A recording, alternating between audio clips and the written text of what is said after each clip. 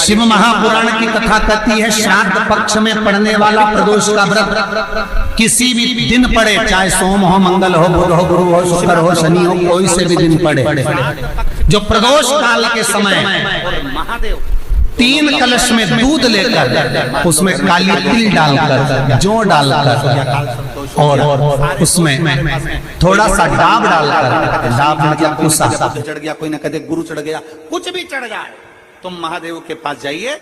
जिनके घर में अगर 35 साल, 40 साल, 30 साल, 25 साल हो गए, 15 साल हो गए, 20 साल हो गए, शादी के बाद में अगर संतान का सुख नहीं हो रहा है, संतान का सुख, तो उनसे निवेदन करेंगे, प्रयास करो श्राद्ध पक्ष में भगवान शंकर को थोड़ा सा शिवरात्रि के दिन घृत, गाय के दूध से बना हुआ घी, गाय के दूध से, नकली नहीं।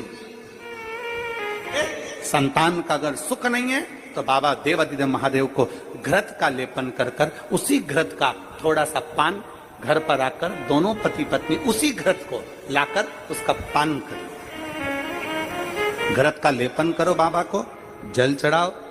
अगर लेपन नहीं कर सकते तो थोड़ा सा चढ़ाकर भी अगर लेकर आओगे और वो घृत का पान अगर करा है तो संतान का सुख होता ही है।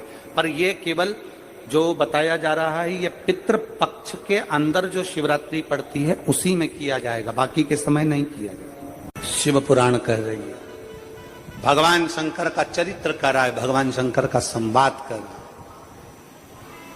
है। वही पक्ष सुंदर पितृलोक प्राप्त कर लेते हैं, बबराज नामक लोक में वही पक्ष रहते हैं।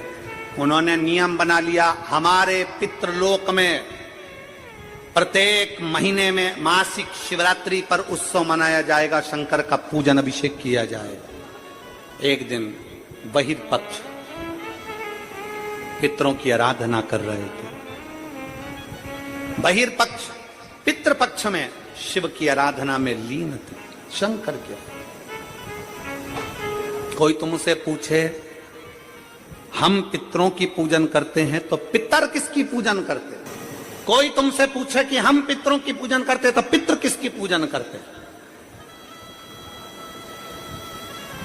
उस समय पर आपका जवाब होना चाहिए कि पितृलोक में रहने वाले बहिर्पक्ष, पितृलोक में रहने वाले बहिर्पक्ष पितृ शंकर भगवान की आराधना में लीन रहते हैं, शिव की आराधना में लीन रहते हैं। बहिर्पक्ष बैठे थे, मासिक शिवरात्रि थी, शिवरात्रि का दिन था। उनके मन में आया मेरे घर में कोई ऐसी बेटी का जन्म हो, ऐसी कन्या का जन्म हो, ऐसी बेटी का जन्म हो जो संसार सागर में अपने आनंद के साथ जिए। बहिर्पक्ष के घर में एक बेटी ने जन्म लिया जिसका नाम पीवरी हुआ। पीवरी, पीवरी बड़ी हुई। शिवरात्रि के समय पर उसको नहीं मालूम था कि पितृपक्ष में 16 दिन जो पितरों के होते हैं, इस पितृपक्ष के अंदर 16 दिन के अंदर जो शिवरात्रि आती है, आश्विन महीने के अंतर्गत पितृपक्ष में जो शिवरात्रि आती है, इसके स्मरण में नहीं था, बच्चे थे, इसके स्मरण में नहीं आए। पितृपक्ष में, पितृपक्ष के अंतर्गत, आश्विन के अंतर्गत श्राद्ध पक्ष में पड़ने वाली शिवरात्रि के दिन बैठी और शंकर भगवान के पार्थिव लिंग का निर्माण कर रही। पार्थिव लिंग का निर्माण करते करते पार्थिव लिंग के निर्माण का पूजन कर रही थी और पूजन करते करते उसके मन में आ गया, उसके मन में आया कि मैं विवाह करूं उससे, मैं विवाह उससे करूं जो संसार सागर के कल्याण की बात करे। पीवरी के मन में आ गया। इसलिए आज भी जिस बेटा बेटी का विवाह 35 साल, 40 साल, 30 साल हो गए, शादी नहीं हो रही हो, जिस बेटा बेटी का संबंध नहीं हो रहा, उससे निवेदन है, पितृपक्ष में जो शिवरात्रि आ रही है, उस पितृपक्ष की शिवरात्रि के दिन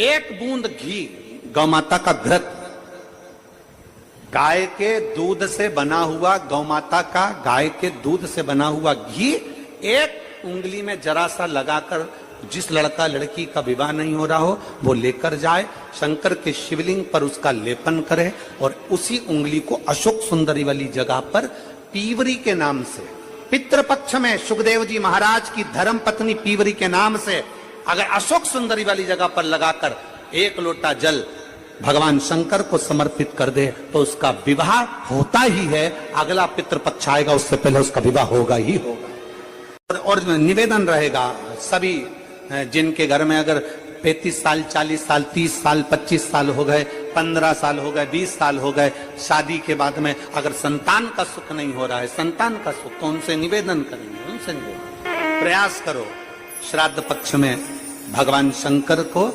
थोड़ा सा शिवरात्रि के दिन घृत, गाय के दूध से बना हुआ घी, गाय के दूध से, नकली नहीं। नकली ने तो अभी धमाल मचा रखा है तिरुपति में। तो निवेदन अगर बन सके, जिनके घर में संतान का सुख नहीं है, अगर ये शिवरात्रि जो आ रही है श्राद्ध पक्ष की शिवरात्रि मतलब पितृ और महादेव दोनों का वर हमको प्राप्त होता है। मान लो घर में पितृदोष हो गया, आहुत दोष हो गया, वासुक दोष हो गया, काल सर्प दोष हो गया, सारे दोष तुम्हारे पास में, कोई ने कह दिया मंगल हो गया, कोई ने कह दिया शनि चढ़ गया, कोई ने कह दिया बुध चढ़ गया, कोई ने कह दिया गुरु चढ़ गया, कुछ भी चढ़ जाए, तुम महादेव के पास जाइए। संतान का अगर सुख नहीं है तो बाबा देवादिदेव महादेव को घृत का लेपन कर कर उसी घृत का थोड़ा सा पान घर पर आकर दोनों पति पत्नी उसी घृत को लाकर उसका पान करो, घृत का लेपन करो, बाबा को जल चढ़ाओ। अगर लेपन नहीं कर सकते तो थोड़ा सा चढ़ाकर भी अगर लेकर आओगे और वो घृत का पान अगर करा है तो संतान का सुख होता ही है। पर ये केवल जो बताया जा रहा है ये पितृपक्ष के अंदर जो शिवरात्रि पड़ती है उसी में किया जाएगा, बाकी के समय नहीं किया जाएगा। कहीं ना कहीं इंटरव्यू देने जा रहा है, उससे निवेदन है पढ़ने वाले बेटे से कि अपनी मेहनत को 4 गुना बढ़ा ले, अपनी मेहनत को 4 गुना बढ़ाओ, खूब पढ़ो, खूब अध्ययन करो। और जब इस पितृपक्ष की शिवरात्रि आ रही है तो पितृपक्ष की शिवरात्रि पर एक बेलपत्र पर हमेशा आप लोगों को कहा कि आप कभी भी परीक्षा देने जाना तो बेलपत्री की मध्य पत्ती पर शहद लगाना। पर अगर पितृपक्ष चल रहा है और पितृपक्ष की शिवरात्रि है तो मध्य पत्ती पर थोड़ा सा गौमाता का घृत, गाय का घी उस बीच वाली पत्ती पर लगाकर बाबा देवादिदेव महादेव को इस डंडी का मुख उत्तर की ओर, डंडी का मुख कहां पर हो, जम के बोलो जरा, उत्तर की ओर। उत्तर जानते हो मतलब जहां शंकर जी का पानी बहकर जाता है उत्तर की ओर डंडी का मुख हो। अगर डंडी का मुख उत्तर की ओर रखा है और घृत लगा हुआ आपने ये पितृपक्ष की शिवरात्रि पर अगर समर्पित किया है तो ये निश्चित है अगली शिवरात्रि जब आएगी पितृपक्ष की तो आपका पत्र उससे पहले इस व्यासपीठ पर जरूर मिलेगा, निश्चित। पितृपक्ष की शिवरात्रि साधारण नहीं है। पितृपक्ष की शिवरात्रि में एक भगवान शंकर और पितरों का एक आनंदमय भाव प्रकट होता है, आनंदमय भाव।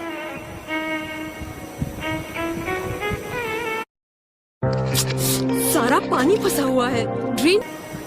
और मैंने तेरे ही भरोसे बाबा तेरे ही भरोसे हवा विच उड़ती जा। अमर कथा, पार्वती जी को अमर कथा सुन। एक बार ये कथा कह रहे थे तो किसी ने पूछा कि सुखदेव जी भगवान शंकर का अंश कैसे हो गए?